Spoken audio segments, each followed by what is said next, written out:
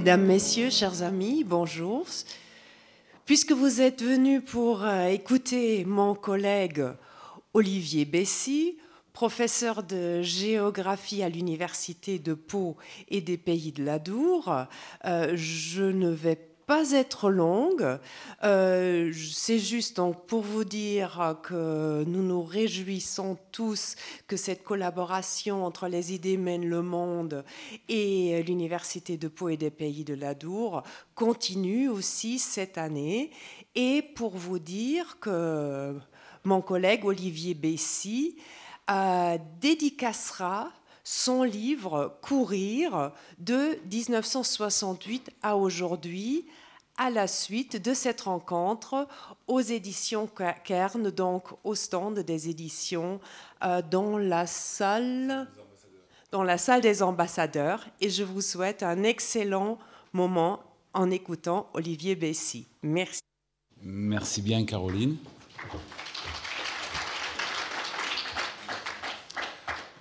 Bien, sans tarder, pour commencer à l'heure, on va donc attaquer. Bonjour à toutes et à tous, et merci pour votre présence. Comme c'est affiché, je suis professeur émérite à l'UPPA, sociologue du sport et du tourisme, et j'ai pendant 12 ans dirigé le master tourisme. Je suis aujourd'hui retraité de cette fonction-là, et ma fonction d'enseignant, mais je poursuis mes activités de chercheur au laboratoire TRI, qui veut dire transition environnementale et énergétique. Voilà, et je suis coureur à pied depuis plus de 50 ans. Donc, en prenant l'exemple de la course à pied, je prends aussi appui sur ma propre trajectoire.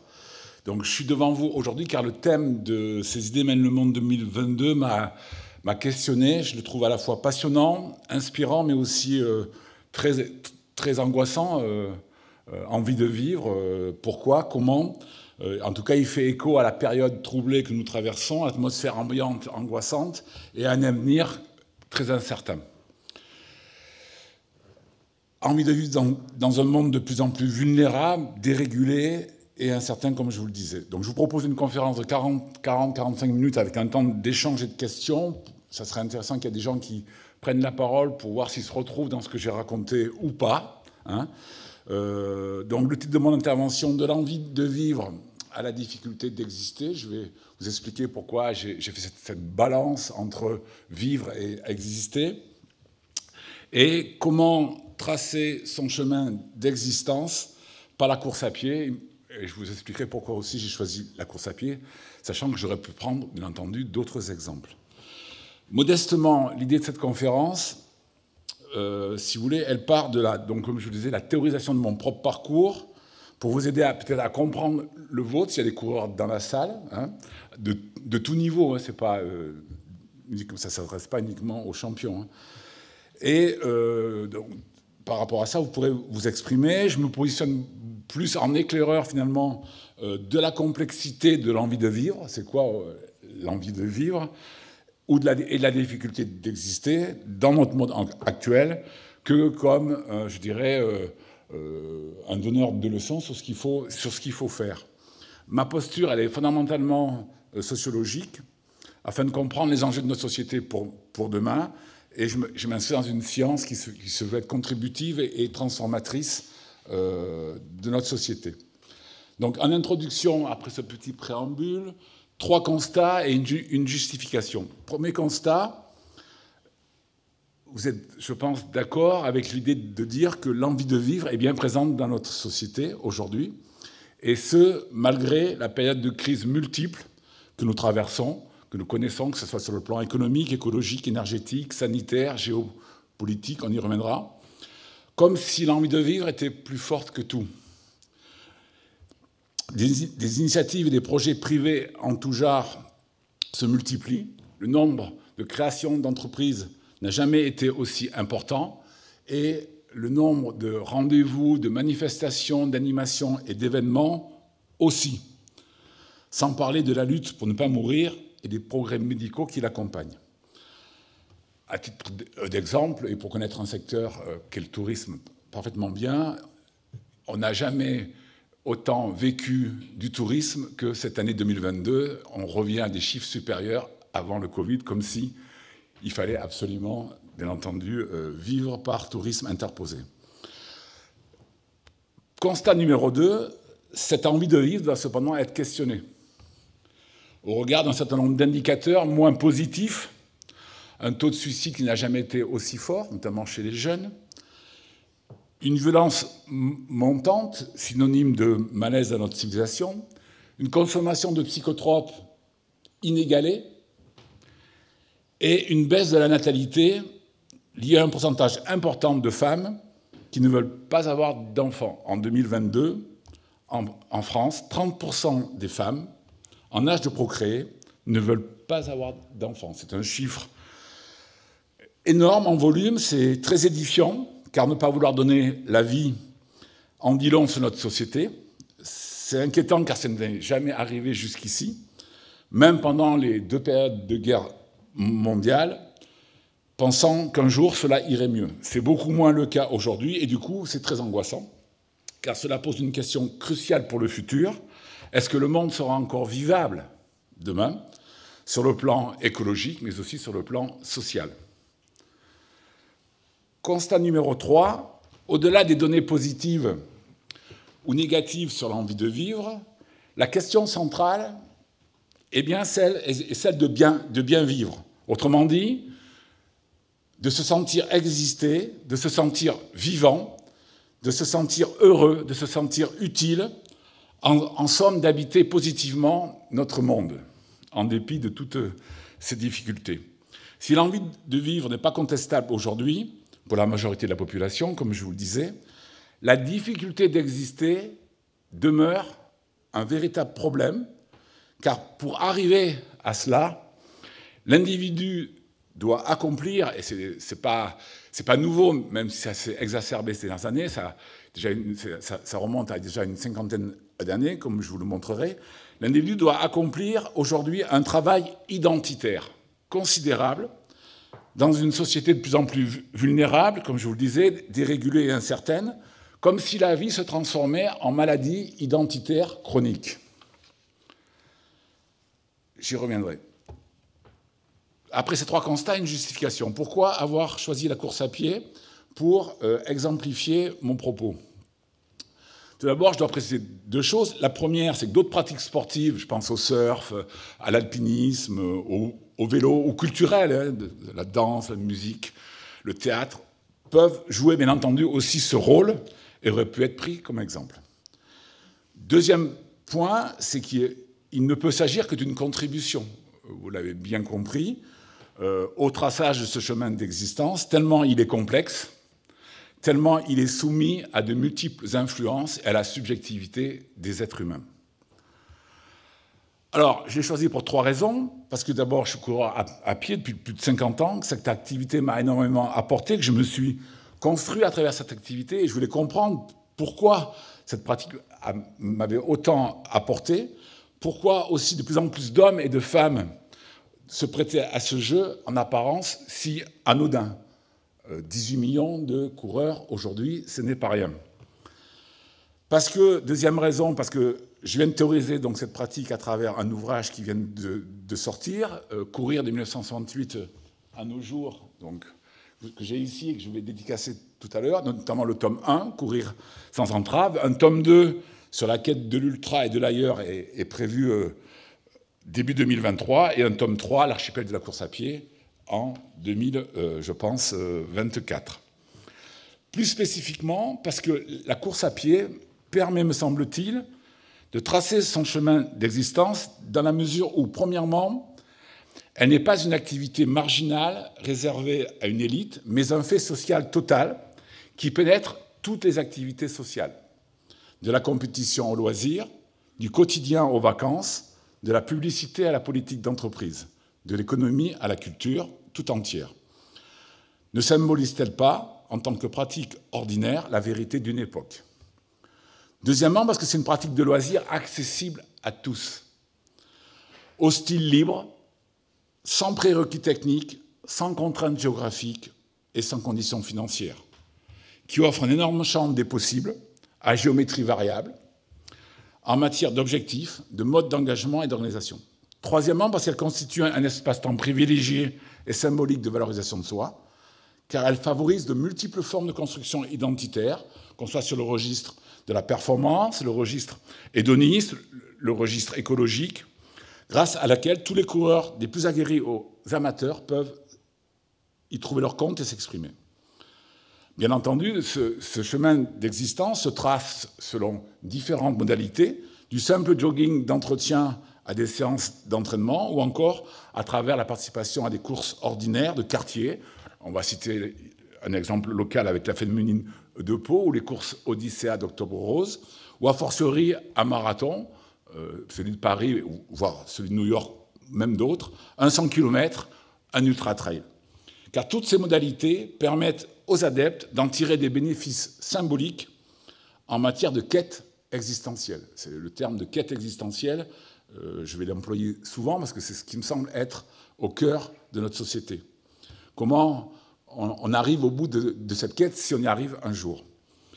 Bien entendu, cette quête existentielle, elle se construit différemment selon les époques, en lien avec la recomposition permanente de l'univers de la course à pied, qui est une construction socio-culturelle, bien évidemment, depuis 50 ans, dans la mesure où toute pratique culturelle suit les évolutions de la société. Et la course à pied peut être considérée comme un sismographe, un analyseur, finalement, des évolutions de la société.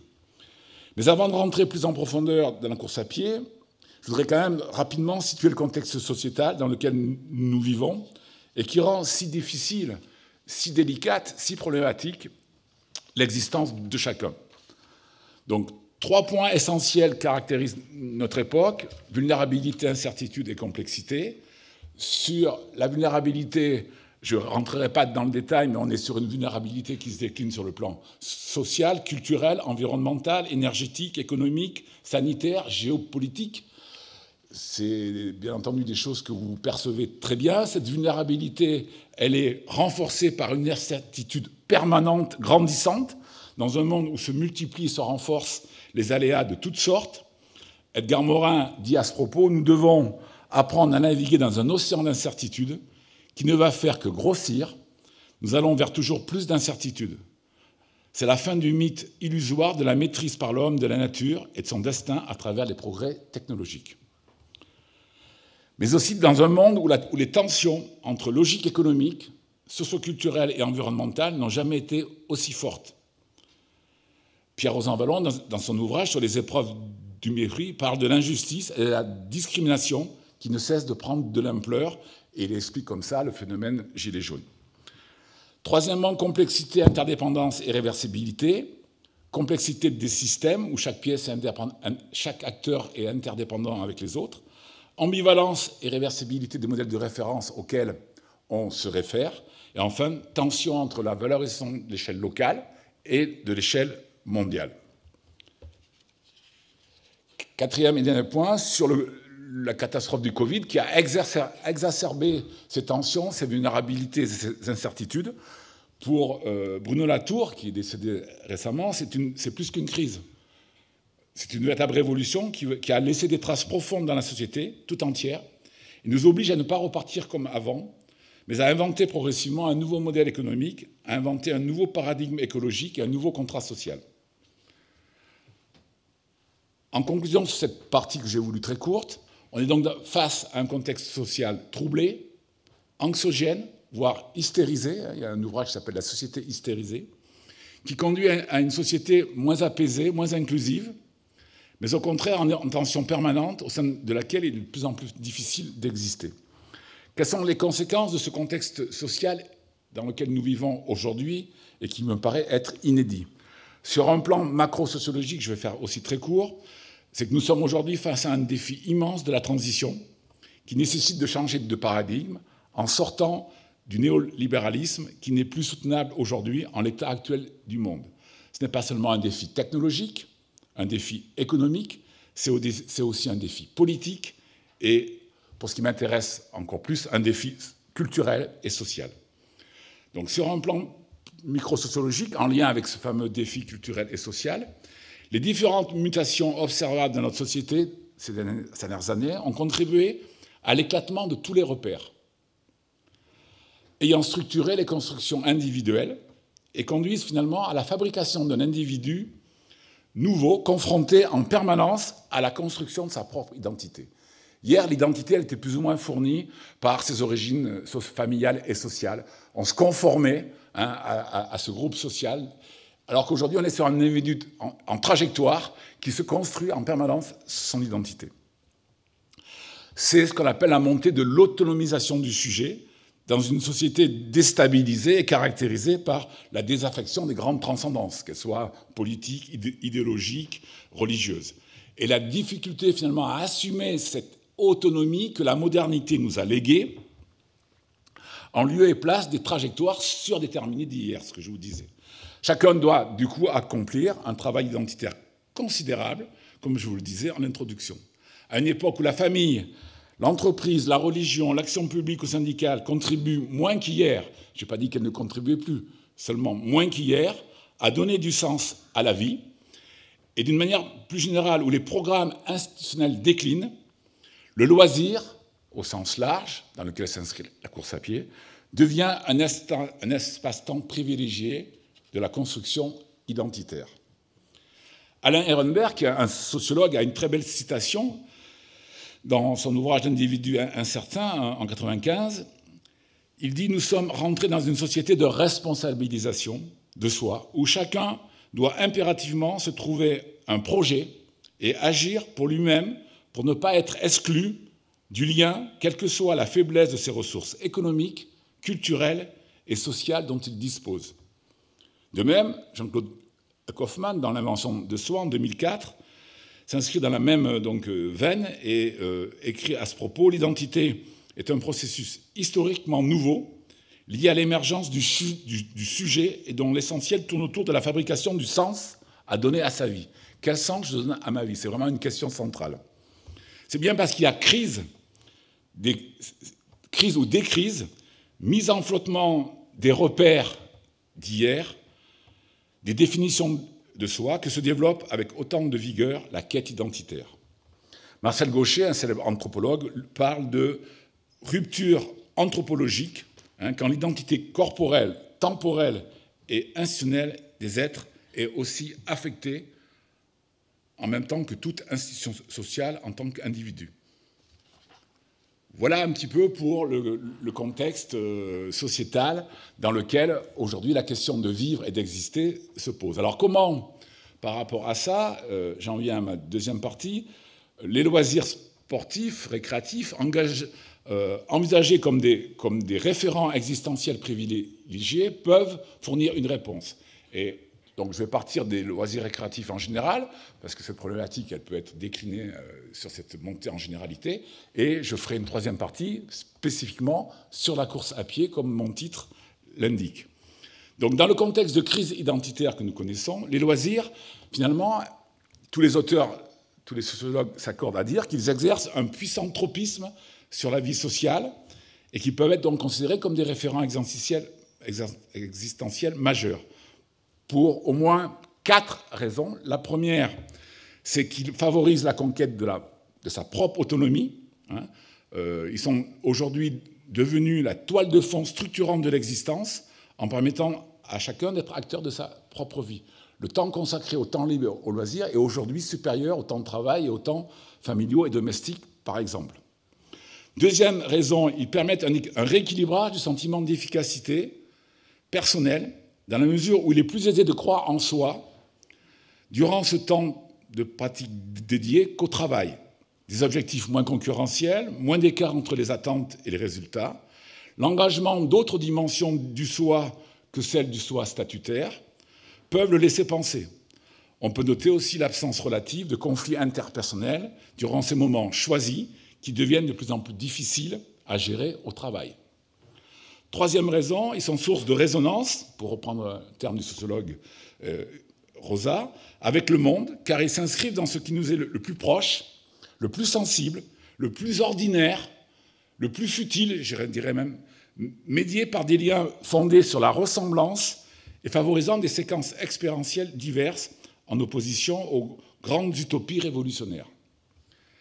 Quatrième raison, c'est que les loisirs installent le corps comme espace symbolique et emblématique. Dans un contexte de désorientation de sens que nous connaissons, où l'individu n'a pas d'autre choix que de tracer lui-même son chemin d'existence, Le corps, en tant que véhicule de l'être au monde, devient l'interface privilégiée entre soi et les autres. Il est amené à jouer un rôle particulier en tant que mode d'expression privilégié de la personne, car il est devenu un révélateur de conscience, un lieu privilégié de bricolage et de fabrique des identités, un espace emblématique de mise en scène de soi, à l'instar de l'évolution des tenues vestimentaires et des moyens de communication, notamment les réseaux sociaux où on fait circuler beaucoup l'image que l'on veut donner de nous-mêmes. Selon Georges Vigarello, qui a préfacé mon ouvrage, grand spécialiste de la question du corps, la chute des transcendances politiques, religieuses et morales renforce l'importance de la conscience corporelle. Elle suggère l'investissement physique comme une ressource ultime de durée, de certitude, d'engagement personnalisé, installant une maîtrise de soi totalement traversée par l'attention au physique et à son immédiateté. Pour David Le Breton, le corps est aujourd'hui un autre soi-même disponible à toutes les modifications, preuve radicale et modulable de l'existence personnelle et affichage d'une identité provisoirement ou durablement choisie.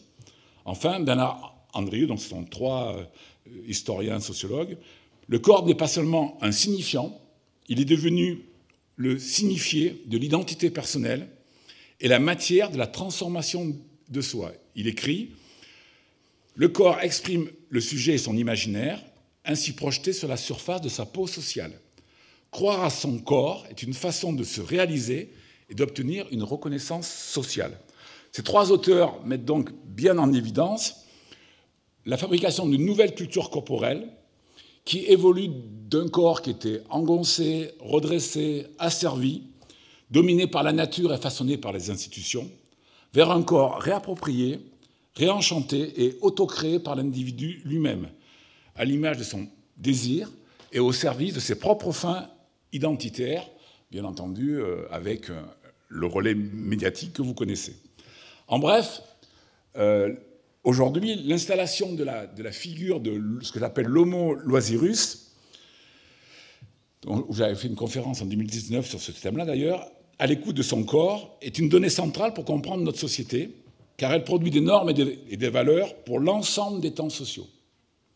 Nous connaissons aujourd'hui une révolution existentielle inimaginable, observable dans le bouleversement de nos vies elles-mêmes, à savoir de nos trajectoires professionnelles, résidentielles, récréatives, mais aussi dans le renouvellement de nos espérances, de nos croyances et de nos imaginaires. Et si, comme le dit Paul Lyonnais, dans les loisirs, les hommes et les femmes ne jouaient rien de moins que leur survie. Je regarde le timing, c'est bon. Donc voilà pour brosser un petit peu le tableau avant d'en arriver à la course à pied comme moyen privilégié de tracer son chemin d'existence. Alors,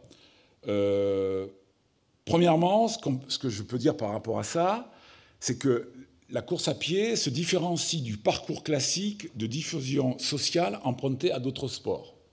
Vous connaissez tous un grand joueur de football parce qu'il est extrêmement médiatisé. Si je vous demande un grand coureur de marathon actuel, vous allez avoir du mal à me donner un nom. Autrement dit, ce n'est pas le canal médiatique qui a permis la diffusion de la course à pied. Ce sont les pratiquants ordinaires eux-mêmes, en se massifiant, qui ont donné à la course à pied ses lettres de noblesse. Donc vous voyez, il y a une inversion dans le canal de diffusion. Ça, c'est très intéressant. Deuxième point, c'est que la course à pied contribue depuis un demi-siècle à inventer un nouvel art de vivre, pour les femmes comme pour les hommes, à tous les âges de la vie, de plus en plus tard d'ailleurs, qui se décline dans un nouveau rapport à soi, aux autres et à l'environnement. Par rapport à soi, je dirais que la course à pied favorise l'expérimentation de soi en tant que forme première de socialisation, grâce au vécu d'expériences intimes, parfois intenses et mémorables, à vocation existentielle, j'y reviendrai. Par rapport aux autres, elle permet de tisser des relations multiples, variées, souples, spontanées, intra- et extrafamiliales, qui renouvellent les modes de sociabilité plus conventionnels et souvent hiérarchiques du monde fédéral. Le noyau dur de ces nouveaux réseaux de relations réside dans l'affection réelle ou parfois virtuelle, le sensible, le poétique et l'amitié sous toutes ses formes. Cela peut se retranscrire dans le faire ensemble des choses différentes. On peut très bien les courir à plusieurs et pas faire les mêmes parcours ou les mêmes temps. Troisièmement, par rapport à l'environnement, elle sort des espaces consacrés, les stades, les pistes, parfois les hippodromes, pour s'approprier et habiter une multitude d'espaces. C'est une caractéristique centrale. Les espaces publics domestiqués des villes, qu'ils soient bitumés, rues, avenues, quais, ou végétalisés, parcs, jardins, bois, en s'immergeant dans leur univers quotidien ou en découvrant le patrimoine d'un autre lieu, afin de se fondre dans la ville, de l'arpenter, de l'admirer, afin de mieux l'éprouver, mais aussi de revendiquer un droit à la ville, sans oublier le besoin de partager, de regarder et d'être regardé par les autres, afin d'intensifier l'expérience, en empruntant des itinéraires très fréquentés, l'exemple des quais à Bordeaux ou du boulevard des Pyrénées à Pau, ou lors des grandes courses populaires, à l'image des 20 km de Paris ou du marathon de New York.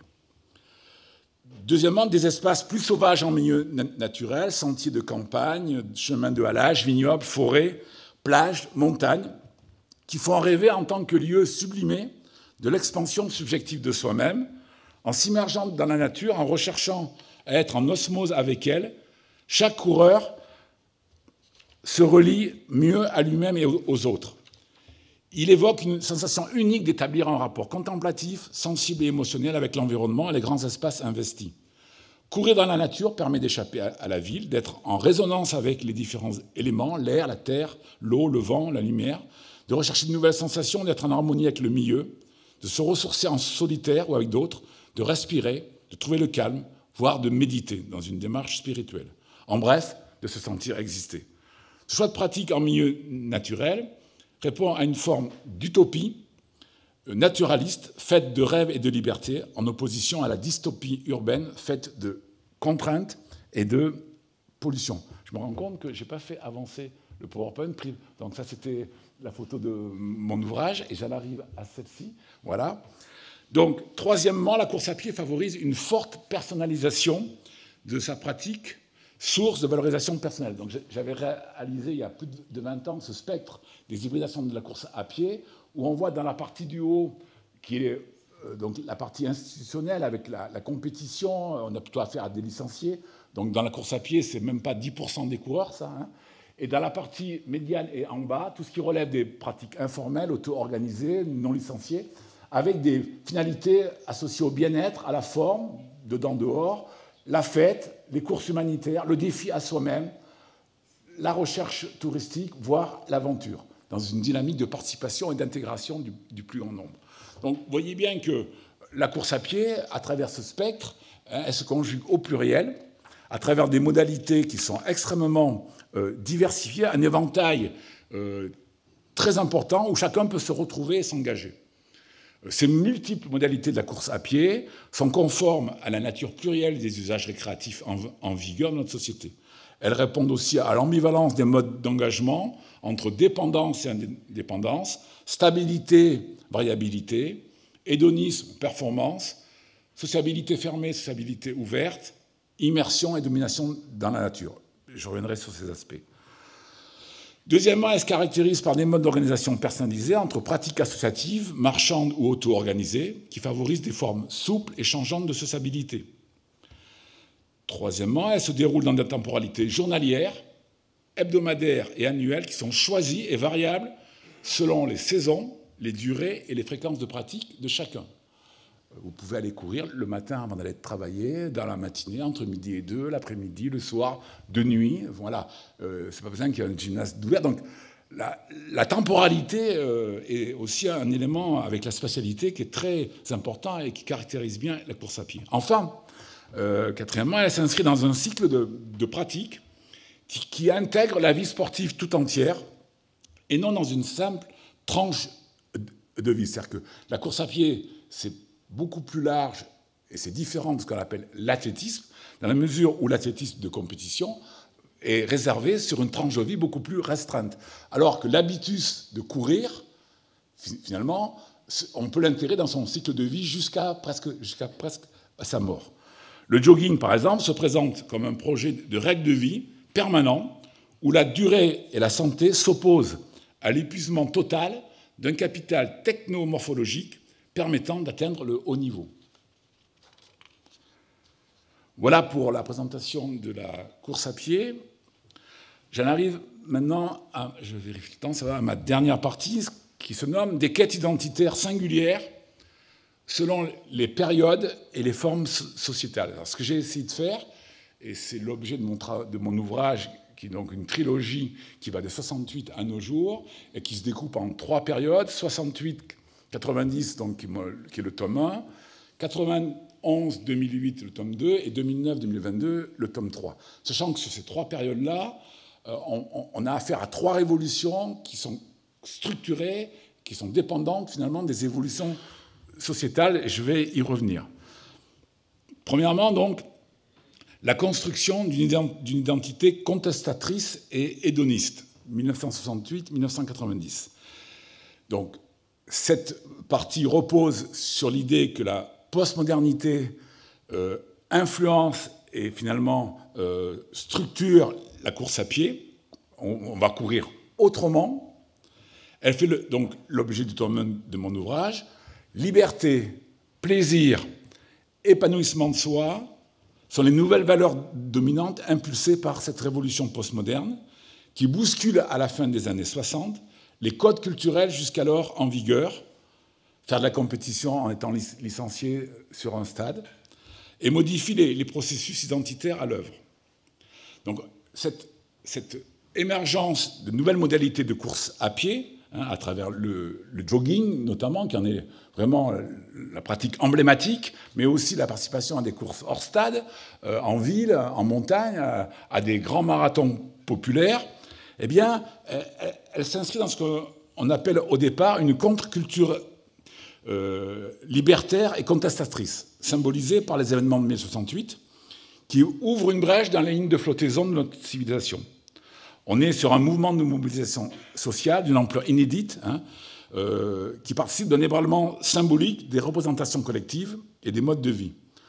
On assiste du coup à une multiplication de phénomènes alternatifs dans les domaines artistiques, musicaux, intellectuels, sociaux. L'ère du temps invite à tenter une nouvelle expérience, à fumer, à protester, à s'habiller plus librement, à jouir sans entrave. D'où le titre de mon ouvrage, « Courir sans entrave », pour, vous voyez, être proche de cette philosophie-là. Ce mouvement puise ses fondements dans la Beat Generation américaine, née dans les années 50, qui évoque une libération des mœurs et l'émergence d'une attitude rebelle. Mais sans disparaître totalement, ces valeurs, cette pensée va progressivement se diffuser dans l'ensemble de la société anglo-saxonne grâce à l'avènement de la société de consommation, donc au tournant des années 70-80. Associée à la logique de séduction, pensée sous la forme d'une hédonisation de la vie accessible à toutes les couches sociales. C'est le passage, par exemple, de la revue Spiridon, qui a bercé la contre-culture de la course à pied, à la revue Jogging International, mais aussi à la marque Nike, qui a inventé une nouvelle façon de courir, complètement intégrée dans la société de consommation. Alors, le sport n'échappe bien entendu pas à cette mutation d'ampleur. La conception loisible du corps prend le pas sur la conception compétitive, ascétique, et la révolution postmoderne, finalement, bouleverse ce qu'on appelle l'orthodoxie sportive. On sort des canons sportifs en vigueur. La course à pied en est un exemple parlant. Alors, pourquoi un exemple parlant? Tout simplement parce qu'on assiste à la construction socioculturelle d'un nouvel univers de la course à pied.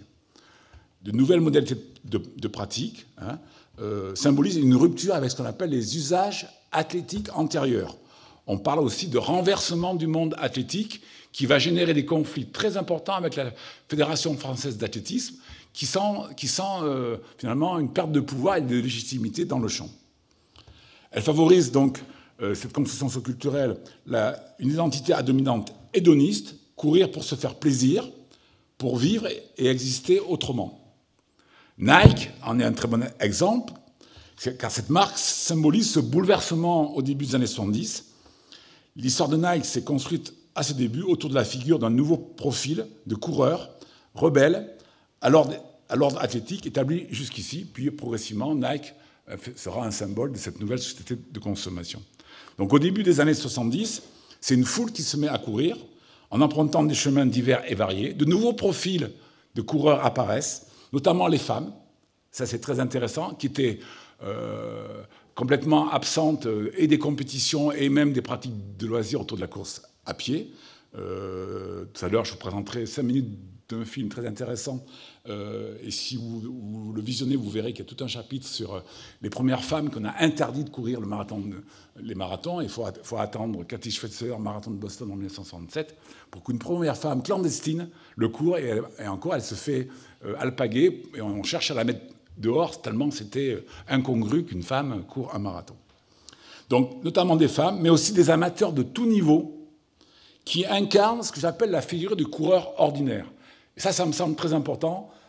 Être un coureur ordinaire, c'est vraiment ce qui caractérise la course à pied. Donc, le documentaire Free to Run, donc de Pierre Morat, sorti en 2016, est un véritable hymne à la gloire du style libre et d'une expression identitaire hédoniste. Donc, je vais essayer de faire marcher cela et de vous présenter ne serait-ce que les 5 premières minutes, parce qu'il dure 1 heure et je ne pourrais pas tout présenter, bien évidemment. Si j'arrive à faire marcher, oui. Alors, je n'ai pas trouvé autre chose qu'un CD et il n'y avait pas ce qu'il fallait ici en régie. Donc, on va travailler un peu à l'ancienne. Mais ça vaut vraiment le coup parce que ça décrit une ambiance, ça décrit un état d'esprit, ça décrit des tenues vestimentaires. Et je trouve que ce film qui s'appelle donc Free to Run, qui est passé dans déjà beaucoup de salles de cinéma, retrace bien cette période.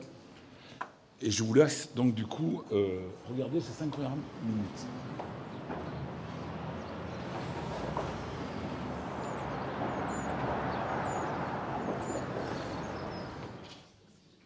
Donc voilà, Free to Run, les 2 pages, enfin les deux jaquettes. Donc cette époque est marquée par la revue Spiridon, hein, qui a relayé toutes ces valeurs dans la France entière, au début dans un esprit de contre-culture avec Noël Tamini, que vous avez vu interviewer. Et puis en 1983 apparaît la revue Jogging International, le magazine du plaisir, de courir et de la forme, qui s'inscrit dans ces débuts de la société de consommation avec un marketing un peu plus élaboré.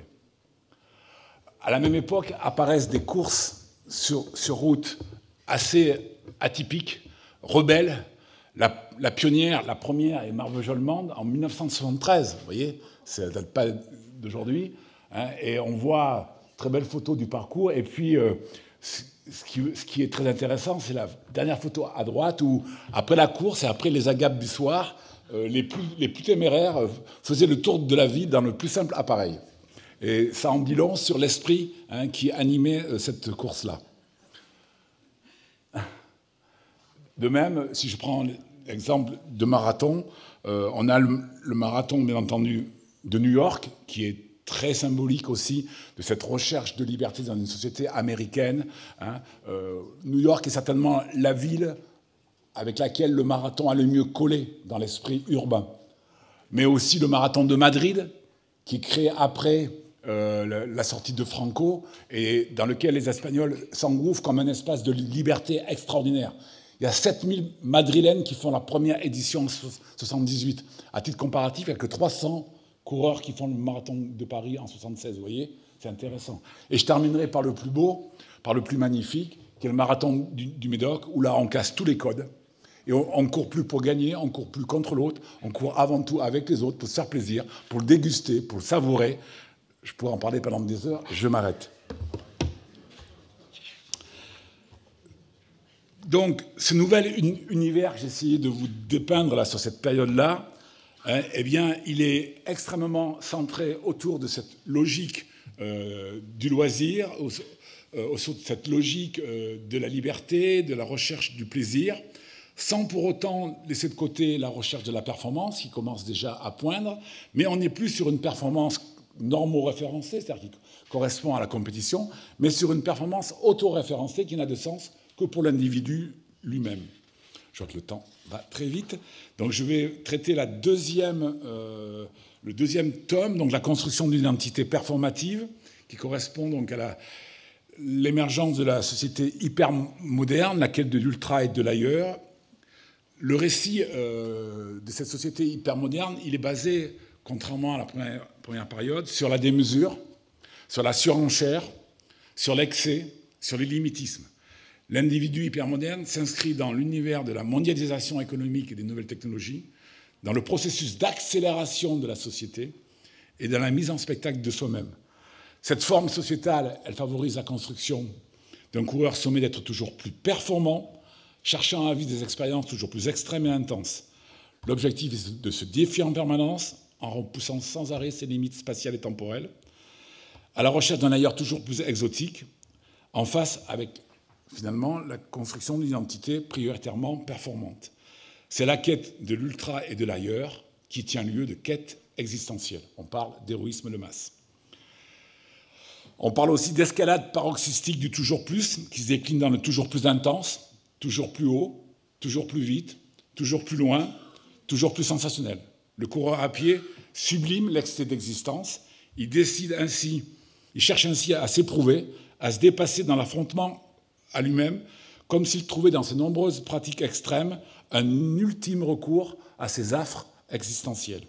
Il se brûle alors dans l'hyperconsommation corporelle et se dote des technologies les plus performantes, je vous fais grâce de toutes les technologies qui accompagnent le coureur aujourd'hui, pour mieux se défoncer dans la course à pied, mais aussi dans ses loisirs sportifs, comme dans d'autres, finalement, lieux et moments de sa vie sociale. Rien de mieux pour symboliser cette quête existentielle que la figure moderne du mythe de Sisyphe, qui consistait à pousser une pierre au sommet d'une montagne, d'où elle finissait toujours par retomber. Voyez, donc c'est ça, la recherche de la performance permanente, extrême, du toujours plus loin, du toujours plus exotique, c'est cette figure moderne du mythe de Sisyphe qui incarne l'injonction permanente au dépensement de soi et à la recherche de l'exploit. Mais ce devoir de faire constamment la preuve de son existence n'est-il pas à la fois le moteur et la fragilité de l'individu hypermoderne, et n'installe-t-il pas le coureur dans une sorte de rêve hypermoderne jamais assouvi? Tandis que l'homme moderne était un principe, l'homme hypermoderne serait une fiction imposée aux individus à force de slogans et d'images.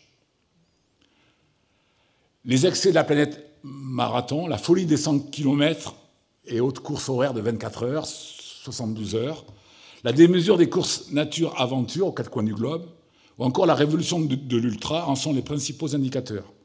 Les 100 km de Millau, le 6 jours de La Rochelle, le super marathon du Mont Blanc, le marathon des Sables, ainsi que les 3 grands ultra-trails pionniers, la Réunion, la Grande Course des Templiers et l'ultra-trail du Mont Blanc, en sont des témoins exemplaires. Le Grand Raid de la Réunion, où j'étais il n'y a pas plus tard que 3 semaines, en conjugue tous les ingrédients. Extrême, performance, exhaustif. Les propos de Gilbert, qui termine en 39h02, illustrent bien l'état d'esprit dominant. J'avais envie de relever le défi, d'aller vers l'inconnu, de faire partie de cette première fournée de fous furieux.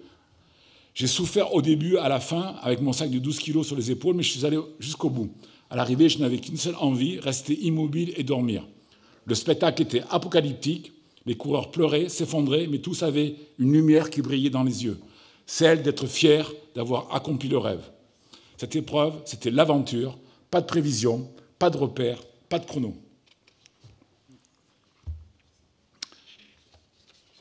Bien évidemment, cette période de l'hypermodernité, donc que j'ai bornée entre 1991 et 2008, elle favorise, c'est là où on peut observer le plus de pratiques extrêmes, mais les phénomènes jogging, les courses hors stade moins extrêmes, de moyenne et petite distance, finalement, poursuivent leur progression grâce principalement à la diversification de l'offre. Donc la société hypermoderne, elle est dominante, mais elle ne s'installe pas sur les cendres de la société postmoderne, mais au contraire se combine avec elle. Et c'est ça qui est intéressant à montrer. Vu le temps qui reste, je n'aurai pas le temps de développer mon tome 3 sur la construction d'une identité hybride. J'en suis désolé. Et je vais donc directement aller à la conclusion. Je me doutais que j'avais fait un peu trop long, mais au moins, ça rassure. On sait qu'on ne va pas manquer. Donc, pour conclure, dans les temps qui me restent, en plaçant l'individu face à lui-même, en le libérant de son environnement quotidien, En trouvant dans le corps un vecteur d'expression identitaire privilégié, la course à pied ne serait-elle pas devenue aujourd'hui le moyen le plus sûr, le plus simple et le plus ordinaire de se construire et de se rassurer dans un monde de plus en plus incertain, assis et virtuel? Une véritable métaphore de notre époque et qui explique son engouement croissant. Le Covid, avec ses contraintes, ses obligations et ses angoisses, a généré une augmentation des pratiquants de la course à pied, qui ont été prouvés par toutes les enquêtes, animés par un idéal de liberté, un besoin de réassurance, un désir de résistance. Courir et pas mourir. On n'a jamais autant couru à Pau, en France et dans le monde, courir pour vivre et exister en temps de confinement. Et si courir était devenu la chose la plus importante des choses secondaires. Chose secondaire, car nous sommes dans le loisir, et le temps libre est peu considéré dans notre société, alors qu'il est éminemment structurant de nos vies, et de se croire par un loisir pour le moins anodin, car rien de plus simple que courir. Ça lui sert à quoi de courir ainsi? Image hier un peu simpliste et primaire des coureurs hors norme. Cours, Forrest, cours. Vous vous souvenez du film? Chose importante, depuis quelques années, la norme s'est progressivement déplacée. Et courir est devenu une chose à la fois ordinaire, mais aussi valorisante, voire incontournable. Ce n'est pas courir qui est devenu hors norme, car la course à pied, et notamment ses formes les plus extrêmes, participe de nos mythologies modernes. Pour finir, 2 extraits de chansons de notre époque qui en disent long. J'avais fini avec des poètes, cette année je finis avec des chanteurs, pour vous montrer que finalement la course à pied, elle est sortie de son carcan sportif et elle concerne l'ensemble de la société. Bernard Lavilliers, et puis la montée d'endorphine, c'est meilleur que la cocaïne. Je cours toujours plus vite, je cours toujours plus loin, je cours. Et enfin, un extrait de Christophe Bachung dans son album Comme un Lego, et tous ces petits êtres qui courent, car chacun va à son destin, petit ou grand. Je vous remercie.